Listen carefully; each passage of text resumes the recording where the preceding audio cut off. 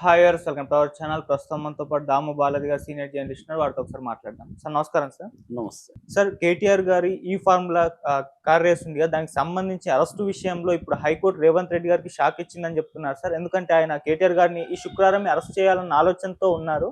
కాకపోతే హైకోర్టు ఇప్పుడు దానికి అడ్డు చెప్పింది అంటున్నారు.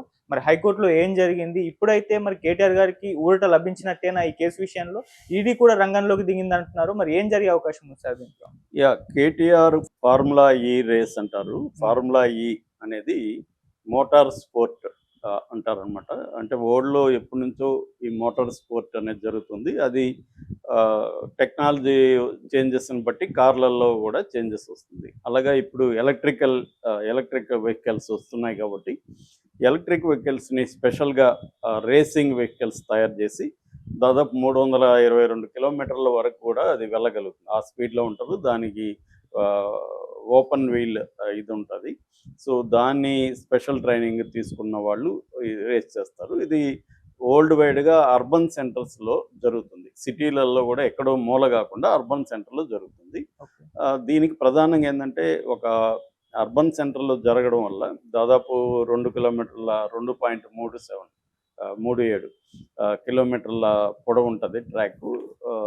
సో దీంట్లో జరగడం వల్ల ఏంటంటే ఒక రకంగా బ్రాండ్ ఇమేజ్ని, ఆ సిటీ బ్రాండ్ ఇమేజ్ని పెంచడానికి అందరూ చేస్తారు. ఇండియాలో కూడా చేస్తున్నారు. చైనా, ప్రపంచవ్యాప్తంగా అన్ని దేశాలు చేస్తున్నాయి. సో అది కండక్ట్ చేయడం నేరమేమి కాదు, మంచిదే కూడా. అంటే బ్రాండ్ ఇమేజ్ అనేది సిటీకి పెరుగుతుంది. మనం రకరకాలుగా దాని నుంచి డైరెక్ట్గా ఏం ఉపయోగం లేకపోవచ్చు, కానీ దానివల్ల ఏంటంటే వరల్డ్ వైడ్గా ఈసారి ఇండియాలో హైదరాబాద్లో జరిగిందని చెప్పడం, దీని మీద హైదరాబాద్ ఏంటి అని జనాలకి ఆసక్తి క్రియేట్ చేయడం, ఇవన్నీ బ్రాండ్ ఇమేజ్ అనేది రకరకాల పద్ధతులు చేస్తారు. ఇది కూడా చేశారు. కేటీఆర్ కానీ చొరవ తీసుకొని చేయడం అభినందనీయమే. దాని పట్ల ఎవరికి వ్యతిరేకత లేదు. ఈవెన్ కాంగ్రెస్ గవర్నమెంట్స్ ఉన్న కర్ణాటకలో కూడా చేస్తున్నారు. ఆల్రెడీ చంద్రబాబు కూడా గతంలో చేయాలనుకుంటే ఇప్పుడు కూడా అమరావతిలో నేను తీసుకొస్తానని ఆయన కూడా చెప్తున్నాడు. అయితే ఇక్కడ ప్రాబ్లం ఏంటంటే కేటీఆర్ అవినీతికి పాల్పడ్డాడు. దాదాపు నిన్న అసెంబ్లీలో చెప్పింది ఏంటంటే రేవంత్ రెడ్డి 200 కోట్లు, ఇది 55 కోట్లు అంటా ఉన్నారు. 55 కోట్లు అని కాదని. ఎఫ్ఐఆర్లు ఏమో 54,88,87,043 రూపాయలని ఎఫ్ఐఆర్లో పేర్కొన్నారు. కానీ నిన్న కోర్టులో 56 కోట్లు అంటున్నారు. ఏదేమైనా 50 నుంచి ఆయన రేవంత్ రెడ్డి భాషలో 200 కోట్ల వరకు. ఎందుకంటే ఇది యాక్చువల్గా ఫస్ట్ 200 కోట్లు ఖర్చు అయిందని చెప్పారు ఫస్ట్ సీజన్ 9కి. సీజన్ 10కి అడ్వాన్స్గా 55 కోట్లు ఇచ్చారనేది అభియోగం అనమాట. ఇందులో ప్రొసీజరల్ ల్యాబ్స్ అంటారు. ప్రొసీజరల్ ల్యాబ్స్ అంటే ఒక ఇట్లాంటి వాటికి పే చేయాల్సి వచ్చినప్పుడు ఒక ప్రొసీజర్ ఉంటుంది. గవర్నమెంట్కి స్టాండర్డ్ ప్రొసీజర్స్ ఉంటాయి, స్టాండర్డ్ ప్రోటోకాల్స్ ఉంటాయి. దాన్ని ఫాలో కాలేదనేది. అంటే ఒకటి, గవర్నమెంట్ నిజానికి ఇవ్వాల్సిన అవసరం లేదు. ఒప్పందం ఎవరితో చేసుకున్నారు? ఎఫ్ఐఏ అంటారు. ఎఫ్ఐఏ అంటే ఫెడరేషన్ ఆఫ్ ఇంటర్నేషనల్ ఆటోమొబైల్స్. ఇది వరల్డ్ వైడ్గా ఈ సంస్థ ఆధ్వర్యంలో కండక్ట్ చేస్తుంది.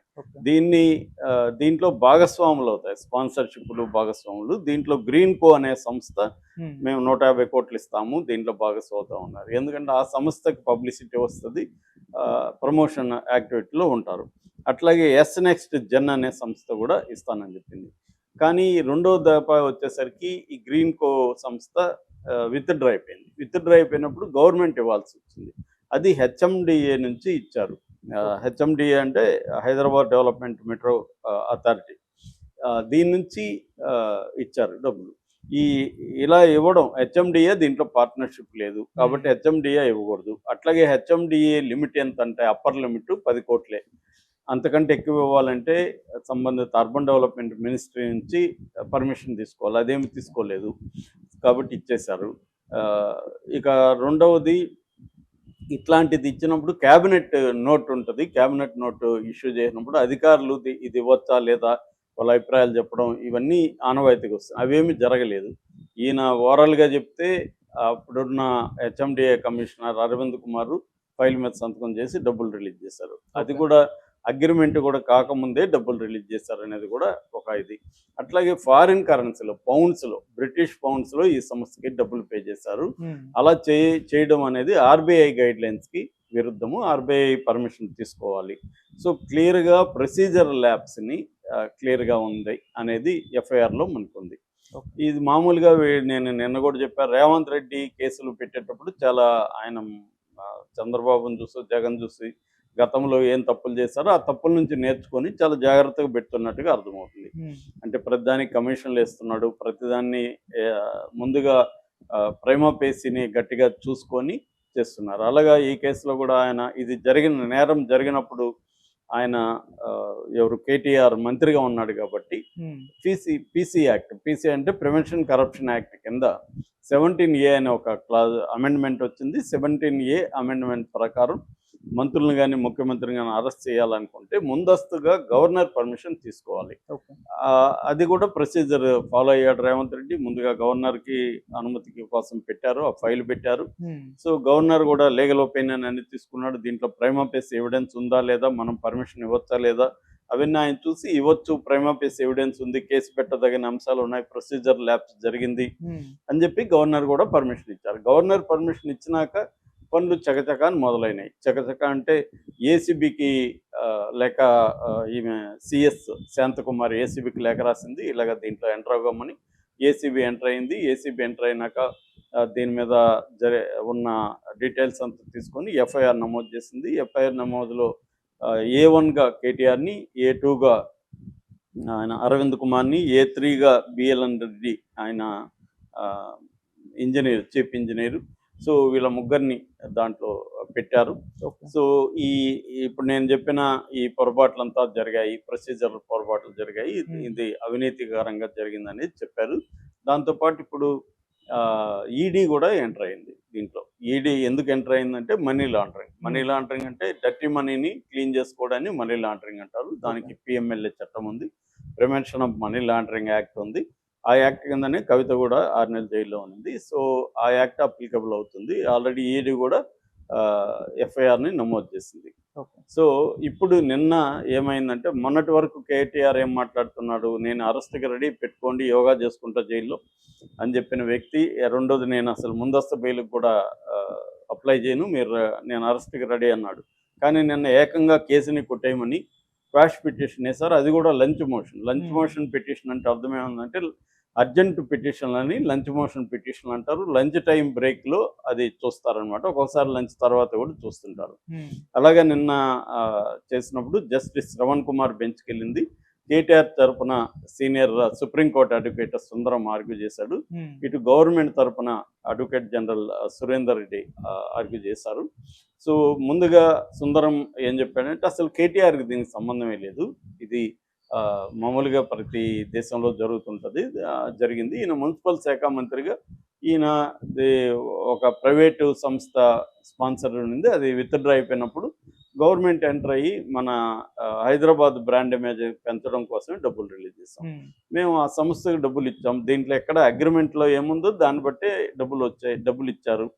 దీంట్లో ఏమీ ల్యాప్సెస్ ఏమీ జరగలేదు, కేటీఆర్కి అసలు సంబంధం లేదు. అట్లాగే రెండోది ఏంటంటే, ఎప్పుడైనా ఇట్లాంటి పీసీ యాక్ట్ కింద డబ్బులు ఇస్తే తీసుకున్న వాళ్ళు కూడా దాంట్లో భాగం అవుతారు. కానీ దీంట్లో ఆ ఎఫ్ఐఏ ఏదైతే సంస్థ ఉందో, ఫెడరేషన్ ఆఫ్ ఇంటర్నేషనల్ ఆటోమొబైల్, దాన్ని చేర్చలేదు. కాబట్టి ఇది పీసీ యాక్ట్ దీనికి వర్తించదు అనేది ఆర్గ్యూ చేశారు. కాబట్టి ఈ సెక్షన్లు ఏవి ఈయనకి వర్తించవు, కాబట్టి కేసు కొట్టేయమని ఆర్గ్యూ చేశారు. ఇటు గవర్నమెంట్ ప్లేటర్ ఏమో ఇందాక నేను చెప్పినవన్నీ ఎఫ్ఐఆర్లో ఉన్నవి, అసలు అగ్రిమెంటు అవ్వకముందే డబ్బులు రిలీజ్ చేశారు. ఈ హెచ్ఎండిఏకి 10 కోట్లు అంటే ఎక్కువ ఉంటే మినిస్టర్ పర్మిషన్ తీసుకోవాలి, ఇవన్నీ ఆయన ఆర్గ్యూ చేశారు. రెండోది ఎఫ్ఐఆర్ అయిన వెంటనే క్వాష్ పిటిషన్ వేయడం కూడా కరెక్ట్ కాదు, అసలు ఈ పిటిషన్కే విచారణ అర్హత లేదు అనేది ఇక్కడ సుదర్శన్ రెడ్డి ఆర్గ్యూ చేశారు. అట్లాగే గవర్నర్ పర్మిషన్ కూడా మేము తీసుకున్నామని ఆ పర్మిషన్ కాపీని కూడా జస్టిస్ చేశారు. ఓవరాల్గా జడ్జి ఏమన్నారంటే, దీని మీద సమగ్రమైన కౌంటర్ ఏమని గవర్నమెంట్కి చెప్పింది, 30 లోపల ఏమని 27వ తేదీకి దీన్ని పోస్ట్పోన్ చేసింది. 27 వరకు కేటీఆర్ని అరెస్ట్ చేయొద్దని కూడా ఆదేశాలు జారీ చేసింది. ఇక్కడ వరకు రేవంత్ రెడ్డికి షాక్ అని బయట వార్తలు వస్తున్నాయి. రేవంత్ రెడ్డి ఏమనుకున్నాడు, ఫ్రైడే అరెస్ట్ చేసేసి 2 రోజులైనా లోపల ఉంటాడు, మళ్ళీ చూసుకుందాం అనుకున్నాడు. ఎందుకంటే 409 ఐపీసీ దీంట్లో ఉంది. అదేంటంటే 8 ఏళ్ళకు పైబడిన